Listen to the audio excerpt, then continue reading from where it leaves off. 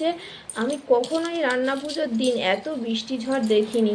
ছোটোবেলা থেকে যখনই প্রচুর বৃষ্টি ঝড় হতো, মা, ঠাকুমা, জ্যাঠামারা বলতো যে মা সব ঠিক করে দেবে, দিনের দিন দেখবি ঠিক বৃষ্টি হবে না।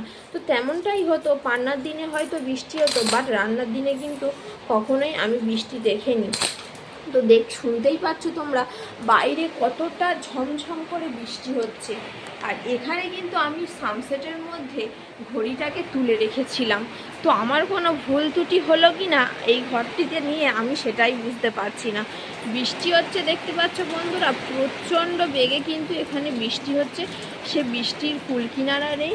আর এখানে যে জামা কাপড়গুলো কেচেছিলাম সেগুলো প্রায় 2-3 দিন হয়ে গেছে, শুকনো হচ্ছে না। চারিদিকে শুধু জামা কাপড় জামা কাপড় জামা কাপড়। আর এখানে দেখো যে উনুনটাতে আমাদের রান্না হয় সেই উনুনটা এখানে কিন্তু তৈরি করা হয়েছে।